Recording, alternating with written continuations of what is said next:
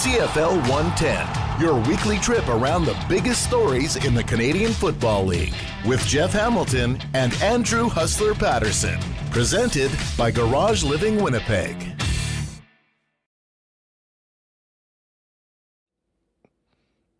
Hey, what's going on, everyone? Welcome, CFL fans, to another edition of CFL 110. Andrew Paterson, Jeff Hamilton with you, heading into an absolutely massive week with huge playoff implications in the Canadian Football League. Great to have you all with us. As we get into today's show, a huge thank you to the presenting sponsor of CFL 110, our good friends over at Garage Living Winnipeg. Gang, the push is on. If you want to have a clean, organized garage this fall before the snow flies, give Garage Living a call at 999-1234, area code 204, of course. Our pal Pat's been getting lots of calls. As soon as back to school hit, people are suddenly seeing all the kids' bikes, hockey and football equipment, you name it, strewn all over the garage. Garage Living has an innovative solution. It's called Slatwall, and there are dozens of hooks, baskets, and shelves that clip into it to get everything off your floor. There's even a cool golf club caddy and tire racks to store those winter tires. And the cool thing is you can do as much or as little of it as you want to fit your budget. Don't miss the opportunity to clear the clutter, organize, and beautify your garage with Slatwall. Garage Living also offers polyaspartic floor coatings and made-in-Canada premium metal cabinetry for a total garage makeover. Check out their website, their amazing work at garageliving.com, and give Pat Kanuga a call, 204-999-1234, to book a free in-garage consultation or to make an appointment to meet him in their showroom at 981 Main Street. Garage Living Winnipeg, garages made for living. All right, let's get to it. Welcoming in Jeff Hamilton of the Winnipeg Free Press. And Hammer, was a little weird last week. Bombers on the bye, Elks on the bye, but three intriguing games and a couple pretty big upsets, including a very big win for the Toronto Argonauts in BC. But the big story coming out of the BC game was kind of head-scratching quarterback moves, including Nathan Rourke getting pulled after the last thing he did was getting into the end zone. Thoughts on that game, but also Rick Campbell's utilization of his two quarterbacks. It's great to be here. I think we got a good show. What a topic to start off with. I think I was, with many others, watching that game thinking, what the hell is Rick Campbell doing? What is he doing? You saw Nathan Rourke sitting there with a baseball cap on, Vernon Adams warming up ahead of the third quarter, and I'm not going to say it was surprising. You can look at Rourke's stats. You know, he was 6 for 12, 110 yards. So it wasn't like he was doing anything special. But as you alluded to, Huss, he ran in a touchdown, on the final drive before that half. And you'd think that maybe just knowing Nathan Rourke, the player he is and the player he's been the last few weeks, that maybe he would have caught a groove with that.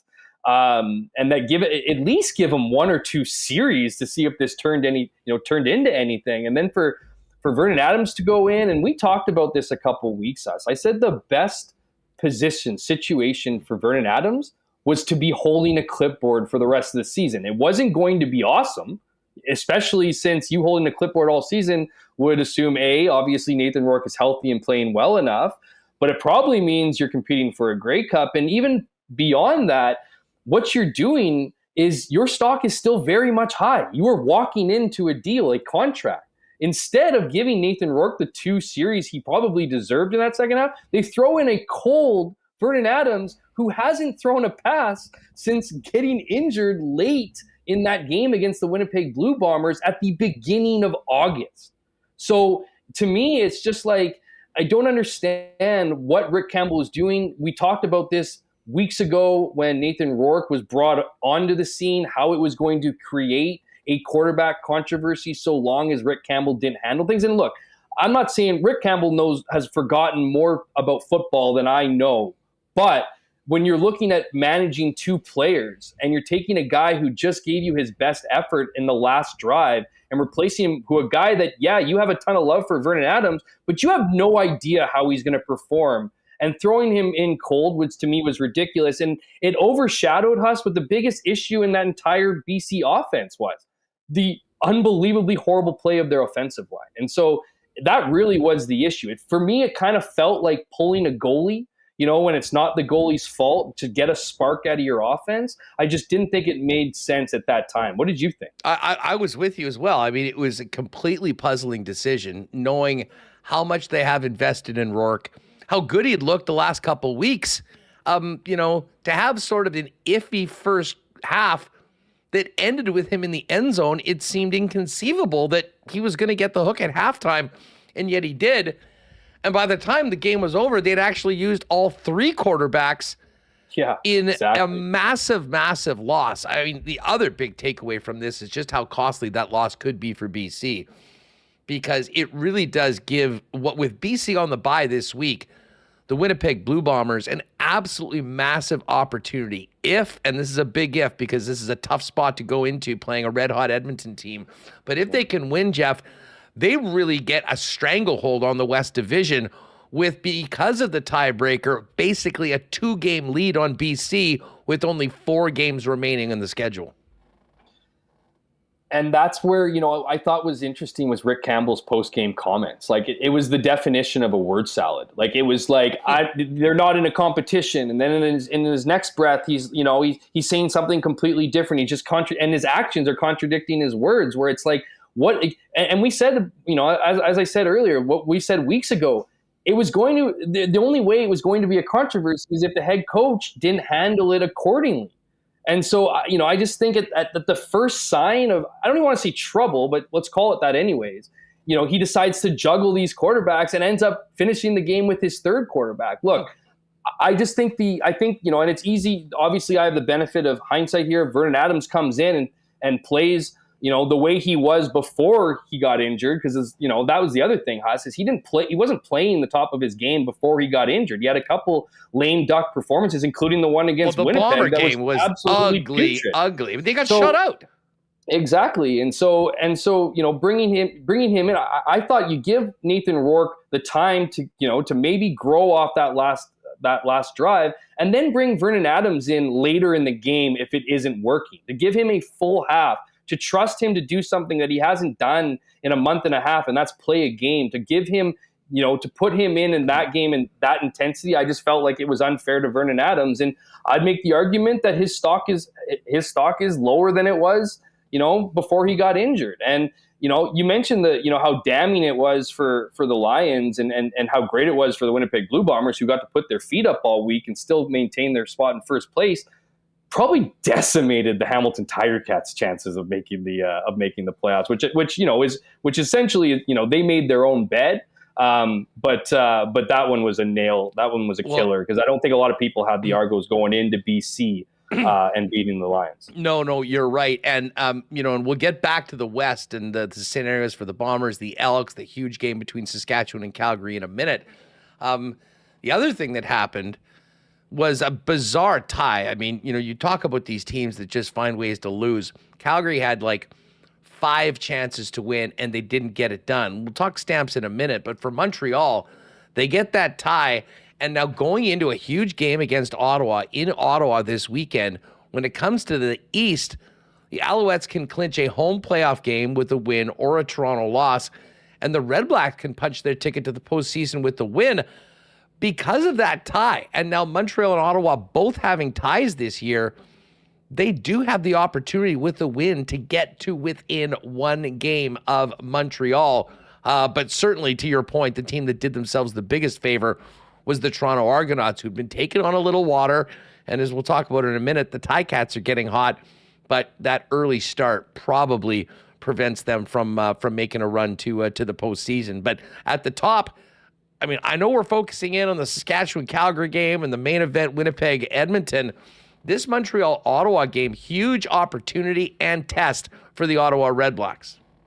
Absolutely massive. I mean, this is their opportunity to take over the East. I mean, that if they can win this game, as you mentioned, Huss, they can control their destiny playing the Alouettes again later this season. So, that alone, I mean, it won't be easy. You have to win, you have to at least keep pace with them. And But this is a massive opportunity for Ottawa. All they need to do is get over what was an incredibly horrible performance against Hamilton. I mean, I had made the argument a week ago that Drew Brown should be the MOP, or at least should be in the conversation for the MOP. He didn't even finish the game. It's been a tough year for quarterbacks and consistency, and Ottawa needs to figure that out. They haven't been playing great football of late, much like the Alouettes haven't been playing great football. I think the Alouettes look beatable, Huss. They not only did they lose, they tied this game, they lost the one before. Even the two victories before that were by 3 and 4 points. So it's not. I mean, we shouldn't be looking at teams and expecting them to dominate per se, but they have been close affairs, and so that race really has been heating up. And we've been talking about this 3 or 4 weeks ago. It almost felt like the Alouettes had it in the bag. Now we're talking about all these different playoff scenarios, including including the standings at the top, not just the bottom. Well, and the bottom. I mean, we'll move on to there because the Ticats have actually looked like a legitimate CFL team for the last few weeks, and Bo Levi's been slinging it. They had a big, what did they put up? 37 last week against Ottawa, keeping their very faint playoff hopes alive. To your point, though, the win for Toronto against BC was huge for the Argos to get back going in the right direction. And to me, this is a playoff game for the Hamilton Tiger Cats this weekend against the Toronto Argonauts. They already have the season series, I believe, against them, having beaten them twice already.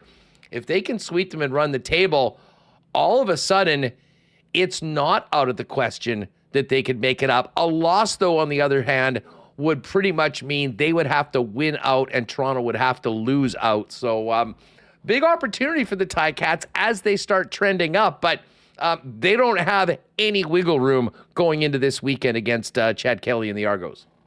They really haven't had any wiggle room for weeks, including, and I'll bring it up for probably the 3rd straight week, if not the 4th straight week. Whatever that game goes back to Winnipeg, where they lost on that final drive, felt like it would extinguish their playoffs hopes. But 2 victories, in as many games, that's trending in the right direction. That was a convincing win against Ottawa as well. 37-21. Ottawa never really felt like it was in it. The defense was rolling, came up with some timely takeaways in that game, and you need that from your defense and the offense. It's rolling, right? It's rolling with Tim White. Remember talking about Tim White through the first month of the season, and then obviously Bo Levi Mitchell has been continuing to be that player that he's shown glimpses of earlier this year, parts of his career, and hasn't really seen much over the last few years. But he's got that offense going. They got some weapons. I really like Bell at running back. I think he's adding a punishing element to the game. But I think if you're thinking playoffs, this idea that Toronto is going to somehow, go into BC this past week and then lose out the rest of their season. Now that kind of would be on brand for this season, this year. But I see more of the chance for Hamilton if, and it's a massive if, they make the playoffs. It's probably through the rare, and I want to argue, Huss, I tried finding the stats. I should be 100% confident on this, but I'm about 99. I don't think there's ever been a crossover to the West from the East. So that's probably their best, most likely route, but they got a couple teams in that mushy middle that they'll have to beat out and have to start winning games against. But, it looks like they're done, but let's not pull the plug on Hamilton just yet. You're not buying the Ticats, obviously. No, I'm not. Listen, I mean, if they can win and get to 5-9 and have the Argos fall back to 7-7 and have that season series tiebreaker, could they make up 2 games in the last 4? I mean, that's not out of the question, especially if they're playing well enough to have won 3 in a row. I'm totally out, though, on the crossover for one simple reason, that these teams are playing, like, to get to third, to be better than third place in the West, like Saskatchewan and Edmonton and Calgary, like they're playing each other in these games. Someone is going to be winning these games. Yeah. So, I mean, to me, I still sort of feel it's Winnipeg and BC for first. That can change very quickly, though, if Edmonton beats Winnipeg on Saturday. I mean, we're either going to have a scenario where the Blue Bombers have, for all intents and purposes, a 2-game lead over BC, or 7-7 Bombers, 7-7 Lions, and a 6-8 Elks team that has one tiebreaker and will be halfway to another. So, I mean, an absolutely fascinating weekend coming up in the Canadian Football League. One thing that wasn't great last week was another tie. And I have to laugh about this one because, as I said before, the Calgary Stampeders should have won that football game 5 different times. Oh. The Alouettes didn't seem to want it. Calgary didn't want it. They somehow end up going to overtime after, one of the most reliable kickers in the league not only misses the field goal, but doinks it to not even get a single point, leaving it at 3. Montreal ties it up. Nobody does anything except kick field goals in overtime, and we have a tie. I know you're not a fan of ties. I'm not either. I do wonder if the fact that we've had 2 this year, they do consider extending the overtime if tied after the second OT, because it's somewhat anticlimactic, especially in a game like that, to have it end the way that it did. But to be honest, maybe it was appropriate because neither of those teams deserved to win that football game. Yeah, and that really is a saving grace to that. I agree with you. Let's just get into the what led to the 52-yard doink was back-to-back 15-yard penalties that moved them from, I believe it was Montreal's 26 to out of field goal range. It took them, I think, a 10-yard gain to set up the 52-yard miss. So, yeah, I mean, like for a moment there, Huss, though, the Stamps looked like a competent team until they ultimately didn't. And on the tie thing, I'll be honest with you. It's one of the few things. Oh, there goes a light. One of the few things that I dislike about this league is the fact that you can finish a game with a tie. And this is going to sound, and I can already feel the blood temperature rise in the traditionalists, and I can see them reaching for the closest and smallest violin for this argument. But I just go back, and I flip-flopped. I flip-flopped being like, oh, yeah, no, ties are okay. Like, they add some intrigue to the standings. It's like that, that tiebreaker and whatever. But I go back to my feeling of watching that game, and I felt robbed. I felt robbed of closure. I felt robbed of an ending in the game, and I think that's more about me than anything else, obviously. But I just felt like it was boring. I felt like overtime should be thrilling, and it didn't seem thrilling to me at all. In fact, I felt like the Alouettes were almost content with kicking the field goal and tying and getting out of there. Like it just didn't seem. It didn't seem like it left me feeling empty. Like, oh, okay, I guess both sides win. Like, you were talking about this at Bombers practice earlier today. It's like you tell somebody, oh, no, they didn't win. Oh, they lost. No, they tied. Oh, there's ties in CFL. And again, I understand, it doesn't happen very often. I think we've had 7 since 2007. Well, we've had 2 this season. So clearly things have been allowed to run amok. And I know it's important not to, have an issue and not come up with some kind of solution.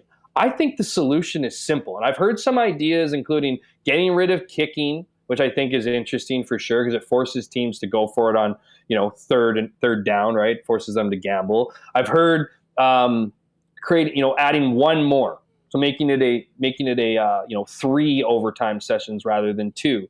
And I've heard starting deeper. So maybe starting at midfield, right? Rather than starting in field goal range already, right? So that there would be a little more value to field goals.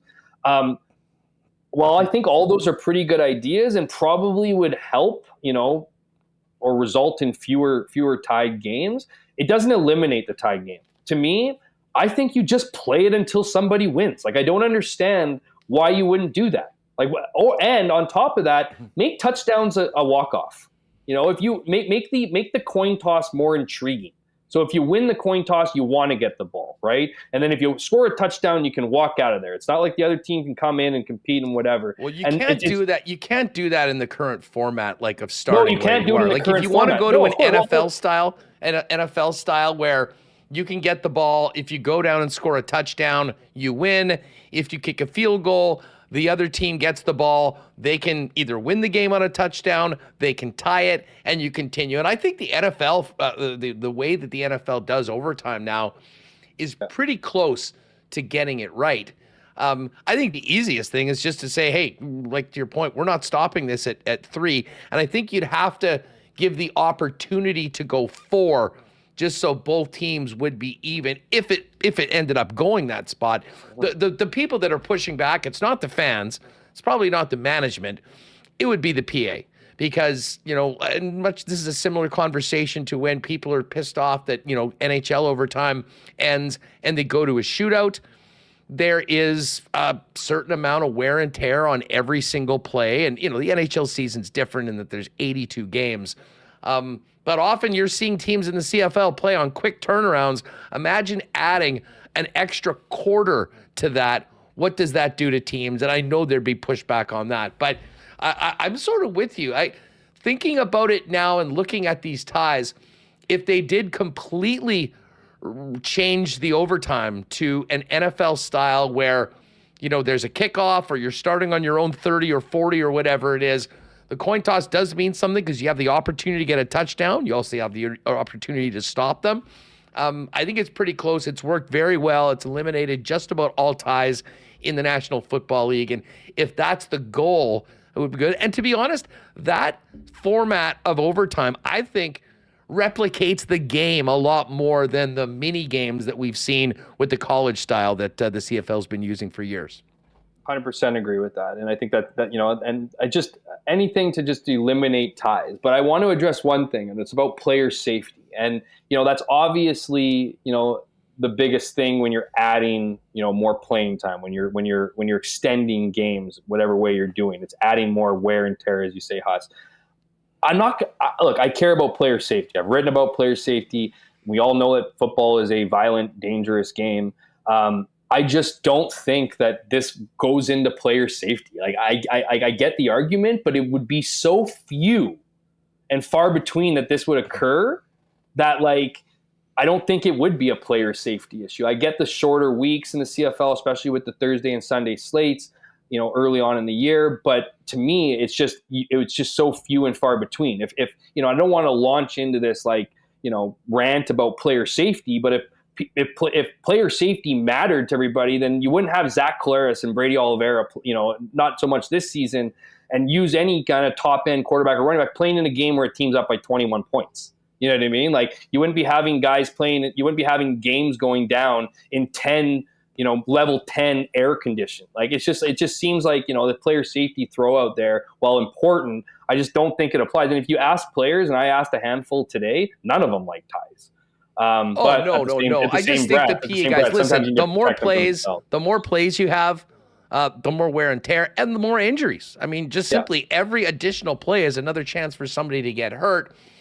And I think that if they did want to fundamentally change it or significantly change it with the potential of much more overtime, there may be, some pushback from the CFL. The CFL. In turn, what you're saying, Huss, is I should care less about the hollow feeling in my stomach at the end of a tie game. No, I love the conversation. And care more about these men who are putting their bodies on the line week after week. I think that's a good point. Listen, I hadn't really thought about it until you brought it up, but looking at an NFL style with a kickoff and, having to run the entire field for that touchdown, but if you get it, you win.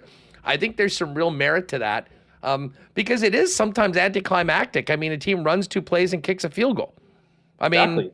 In a 3-down game, it's not as exciting when you're that close. It's not college football in the U.S. Should you be getting points for not advancing the football at all? So, I mean, I think this will be fun to kick around Grey Cup week and see what some of our colleagues in other markets have to think about this. Listen, we've got some incredible games this weekend.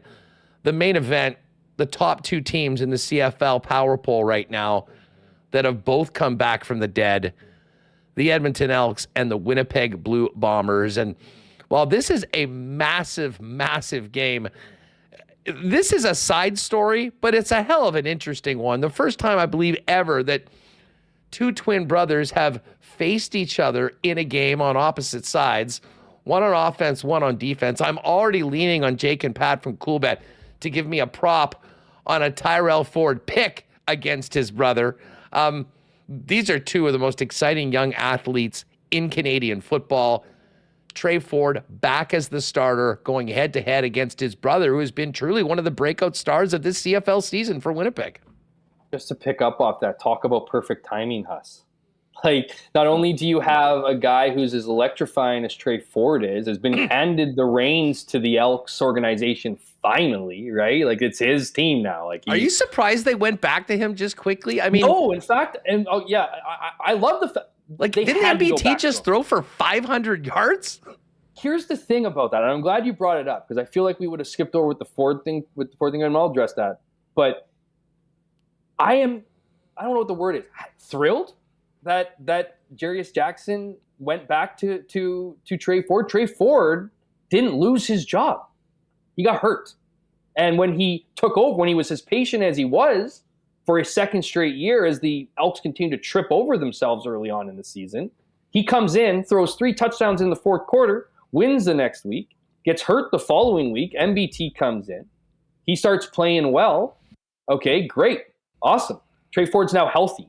He didn't do anything to lose his job. So I love the loyalty. And I said this, I think, last week or the week before. I think Jarius Jackson needs to look at the future while also protecting the present, because you can't alienate Trey Ford anymore. Like, McLeod Bethel-Thompson, if he is the leader that we're all led to believe he is, and there's nothing to suggest that he is, and every conversation I've ever had with him has always been, positive, then he gets to show his leadership by supporting Trey Ford and the future of this organization that paid him $500,000 to come show up and lose a bunch of games. So, like, yes, I think it's almost easy to give Trey Ford the start, A, because of how he was playing, but B, because of how MBT's playing, that if McLeod Bethel-Thompson or if Trey Ford isn't performing, you're not, you're okay putting McLeod Bethel-Thompson in. And so I just think you bring back the guy who's dynamic. Here's the other part. The Fords were hanging out with each other in Banff all week off. So were you going to send Trey Ford into vacation, hanging out with his brother for a week, not knowing if he was going to start? Of course you're going to tell him he's a starter, and of course he's going to be the starter because he deserves to be the starter. And it's a great backup plan, McLeod Bethel-Thompson. But to the original question, Trey Ford, it is the first time, okay? But back to my comment about perfect timing, it could have been a game, man, where Trey Ford was like kind of getting his feet wet in the league while Trey Ford was kind of like, everyone was talking about Trey Ford. I'm sure there's a ton of people in this country who have no idea who Tyrell Ford is still to this day, because he doesn't play such a, obviously not CFL fans, but because Trey Ford was lighting up, because he plays such a position at quarterback that warrants so much attention, he's been the focus, of the two brothers. But here is Tyrell Ford rising to the occasion this year, playing, arguably the best defensive back for Winnipeg, maybe behind Dietrich Nichols, which is a huge compliment given the way Nichols has played. And he's now tied for the league lead in interceptions. So this idea or this thought of maybe he picks off his twin brother, adds another element when you factor in that this guy's leading the entire league in picks. And his brother isn't exactly like a sharpshooter thrower, and he has a tendency to lob balls up. Now, he's benefited from a fair amount of those. They've turned into completions, but he is a chucker. And he's sometimes a chucker on the run, which can lead to making mistakes. And just to have that set up, Huss, I think that would be just such a cool moment for the CFL. It's a cool moment that they're even playing each other. Absolutely. They're twin brothers, that they both excelled at their sport on opposite sides of the ball and could get to the highest professional league in their country is just a cool thing all in all. You think he does it, though? Well, yeah. I mean, if you had to set a bet, as a picks, I don't think your odds are that good. A line on that. Well, I mean, considering he's already had 6 picks. That's what I mean. It's not like I think it's probably when I get this number from my buddies over at CoolBet, I would imagine it's probably going to be in the plus 225, plus 250 range. That's sort of what I expect, just based on the numbers, how many games he's played, how well he's played, the picks that he's had in his last 2 or 3 games. Yeah, and but I will say this, from a Bomber perspective, and maybe this will turn out to be a terrible take. You can all clip this and hit me with it on Sunday or Monday after the game. I actually think that MBT gives them the better chance to win this game, and. Wow. The way that, I do think that there is a level of unpredictability. Without telling us you hate Trey Ford. Listen, I think he's a phenomenal player. He's a hell of a lot of fun to watch.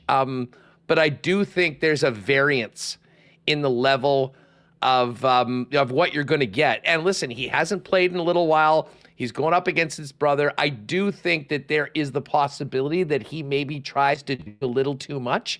I mean, he's definitely going in for a guy that's coming off of 2 massive performances in victories, and the team is rolling. Like, it's not like he's going in and, there isn't a guy that's playing well. So I think we're going to see a real test of the maturity of Trey Ford as a starter, in addition to the excitement of playing in a massive game that for the first time in 4 years has meaningful playoff implications for the Elks, on top of playing against his brother. I'll say one thing, it is a hell of a way to finish up a great 4-game slate in the Canadian Football League. And of course, I was doing the lock shop earlier today with Dustin Nielsen, and Dusty's all fired up to be calling that game on Saturday.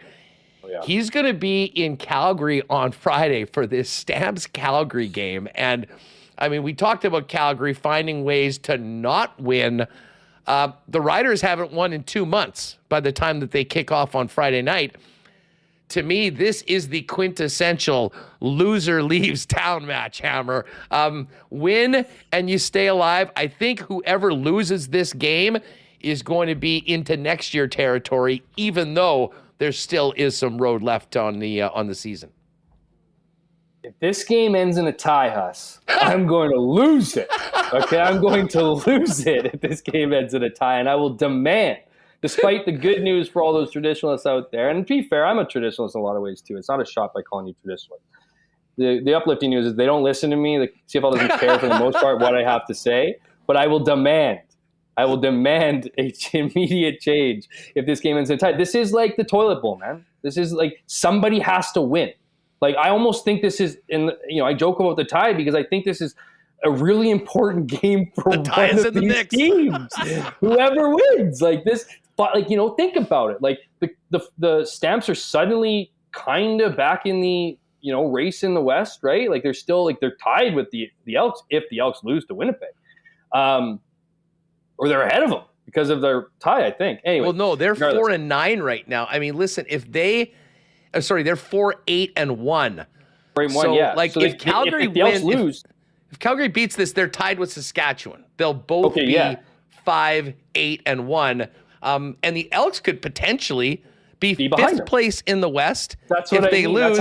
That's how messed up it is. So, like, it is a massive game for both teams, and like you wonder who's going to be holding the stick the tightest between these two teams, right? Like, I mean, I think this is, as you mentioned, Haas. Like, I think it's fair to say this is the season for both clubs. And the crappy part is for Sask is that they're on the road. Like if they were playing in Mosaic and the Stampeders had to show up with having to play in front of that raucous crowd, right? That would be a challenge. They're better at home. They're comfortable at home. The Riders, always play tight games against the Stampeders. They always seem to have these tight games. So this one is a massive one. And I mean, I'm with you. Like, we can focus on how bad Calgary is, and we certainly have, and eventually we'll stop talking about them because they'll probably play themselves out of a playoff spot here in the next few weeks. But the Riders, man, like, I don't take joy in mentioning week after week after week that they haven't won since, post Labor Day weekend for the last 2 seasons. This will be the third so far. They started early this year. They haven't won since July 19th. Man. Like, that's what I mean. And you look at the headlines coming out of Saskatchewan right now, and Corey Mace calling out his players for not having a good practice and not feeling like they're playing for something. Like, that's not what you want to hear. If you're fans. It sounds familiar from that team for the last 2 seasons. And I didn't think that we were going to be there. It sounds familiar the last 2 seasons, Huss, but it doesn't sound familiar to this season. No, not at all. Even the last 2 games, against Winnipeg, both crushing losses for the Riders, obviously. But even leading up to both of those games and after both of those games, what's remained is I don't want to call it belief, because I think belief exists in Winnipeg. I think belief exists in Edmonton right now. I think certainly belief exists in Montreal. So I don't think it, and head coach Corey Mace can talk about his players still believe. Like, you need to win games to believe, right? And you're wondering when that shoe is going to fall off. And I don't take the comments that Corey Mace said today, about his players at practice and suggest there's going to be a horrible week. I think he saw an opportunity to light a flame under them. maybe he noticed something wasn't working early on and he needed to write it right away and use the media as his opportunity to do that. But this game, while it feels like the toilet bowl, while there's other games out there that particularly the Winnipeg and Edmonton game, and of course, Ottawa and Montreal, this game has just as much interest as far as standings ramifications as any other. I got to give the CFL schedule maker a lot of credit. Totally, I've been man. critical I'm so the last couple years. years. I mean, they've missed, some obvious layups for big time matchups early on in the season. Players that are leaving teams they've been with for a long time, not going there that next year. I mean, they've whiffed a few times. This year, I mean, it has been a grand slam home run. And part of it is the way that everything is shaken out, which obviously the schedule maker doesn't have any control on. But holy smokes, do we go into an amazing, amazing weekend. We'll get to those lines in just a minute, but a few quick hits. A couple big injuries. Darius Pickett out through the season with the torn Achilles. And, of course, in Winnipeg, Chris Streveler out for the year with 3 knee ligaments torn. Miles Brown getting a max fine for a hit on Streveler. Sound familiar? But the Bomber quarterback situation is something we're monitoring quite closely. Bringing in Brian Scott and, of course, Jake Dolegala, the one guy in Bomber camp with any significant on-field CFL experience. So I'll start off at the beginning. Darius Pickett loss in Ottawa is so massive to that defense. It's, that is a huge loss. That's the biggest loss that anybody on any team's defense can lose. We were talking about Pickett. I believe he was brought up. If he wasn't, he probably should have been, as part of our conversation as most outstanding player as we moved over the defense because no one on offense seemed to be grabbing it by the horns. So that's a big loss. The Miles Brown fine, there's already a GoFundMe in Regina right now to pay for his $2,700 fine. Oh, I can only imagine who might be behind that one. Yeah. At last check, I think there was like 12 donations for like $400 or something, or like, I don't know, wasn't too much, but it's interesting because it's fine. People are saying it's half a game check. So when you take his salary into consideration, it's like $2,700 what you heard. The first fine was $1,000. So he's lost $3,700. That's, let's see if that's enough of an issue for Miles Brown to maybe go easier on some of those hits. On film, they don't look dirty. And maybe they aren't dirty, but there's certain ways that you can, Mike O'Shea said earlier, I know people are going to, let the Bombers head coach. Of course he's going to say that.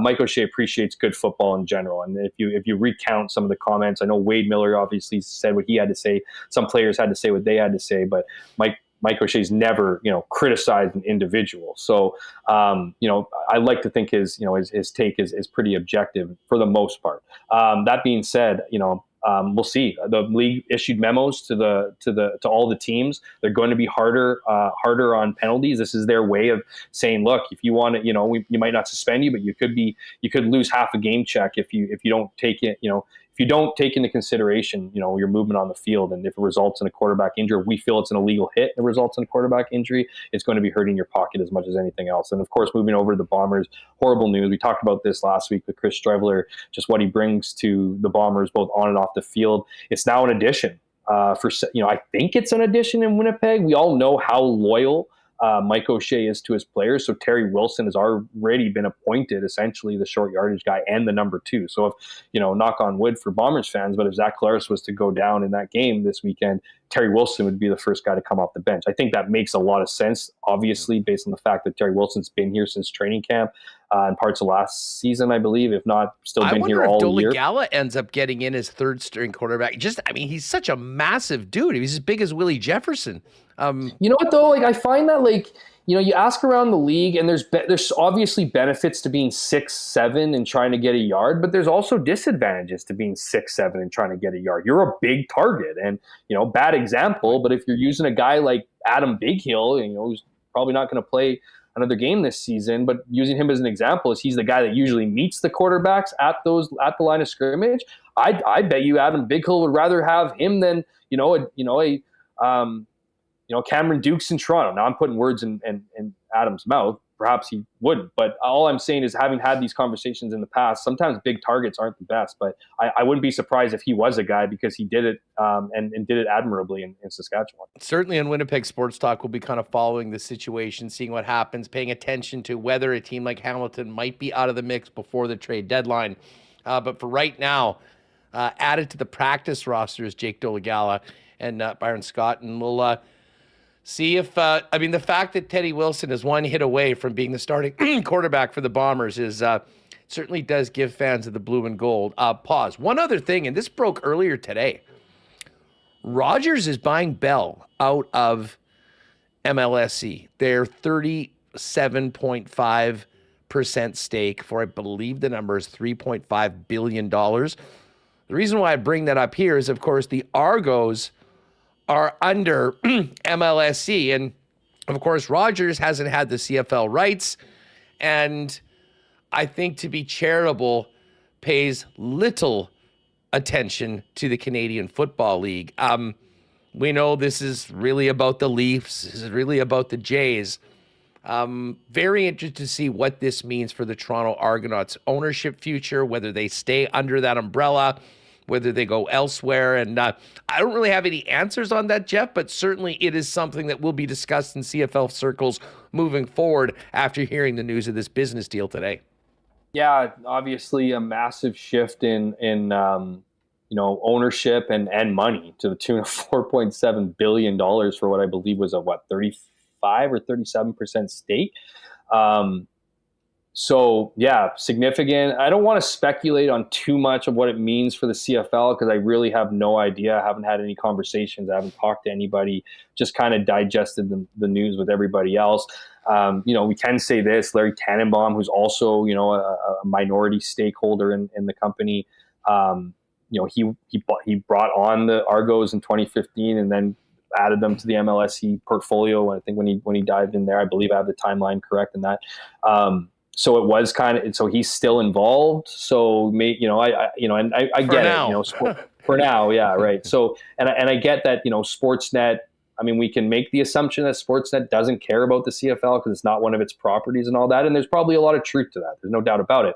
But Bell still had ownership, of broadcast rights and ownership of the team, and they weren't parading the Argos out of town. So maybe it's maybe it's a deeper concern of losing the team, as opposed to, promoting the team, which has been kind of the issue over, the last X amount of years since their purchase. But at the same time here as well, like I'd be curious on, if there's parts of the deal that we don't know or haven't been revealed yet. Like from what I gathered, that's a big, obviously leaving, Bell gets the money, but they also get rights to the Leafs games for like the next 10 to 20 years or 20 years or something like that. So there's these protections, if you will, of still being part of things. Right. And so I wonder if there's not like a little note at the bottom of the contract that has and just hold on to the Argos for like 3 or 4 more seasons minimum. You know what I mean? Like, I'm hoping there's like this little